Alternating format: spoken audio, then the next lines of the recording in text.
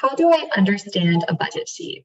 This is a really great question to ask as you're navigating through your Heels Abroad portal and looking at various programs, trying to narrow down your options in terms of what study abroad program you might ultimately pick to participate in. There's a few things I just want to point out and talk you through a budget sheet that might be helpful again as you're comparing options. So the first is the billable subtotal, and the second is the non-billable subtotal.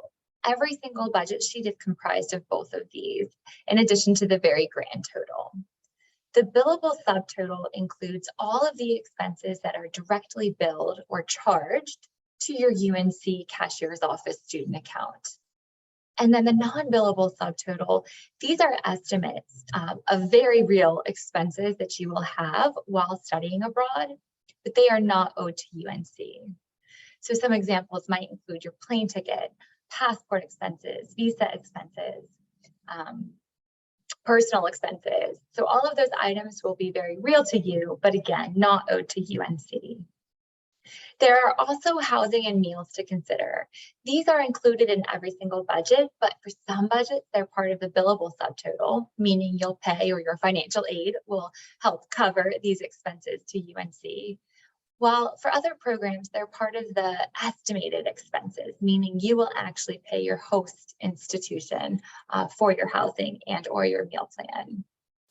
And then finally, every single budget includes budget notes, which can be hugely helpful as you're trying to look at the different line items, or if you have questions. Sometimes a budget sheet might include something that says program costs. You might be wondering, well, what are those? Typically, the budget notes include a section on program costs and let you know very specifically for your program what that means. And I just want to give a couple examples of this.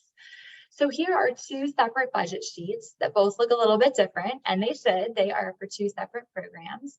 On the left, we have one for the spring semester for University of Edinburgh, and on the right, we have a spring semester budget for college year, for UNC in Sevilla. So on the left, you can see that housing and meals are included in the estimated expenses portion, meaning that students on this program, they can still use their financial aid to help cover these expenses, but they would pay those to their host institution directly. And on the right, included in program costs are housing and meals. And so those students for this program would pay or have their financial aid help first cover the UNC charges on their UNC cashier's office student account. You can also see highlighted in pink where the billable subtotal is listed. Again, charges that are charged or posted directly to your UNC cashier's office account, as well as the non-billable subtotal. Again, you'll see your airfare, so your plane ticket, books and supplies, items like that. And so these can all be really helpful tools as you're looking at various programs and trying to get a good bearing of how much your study abroad program is and what the different components mean.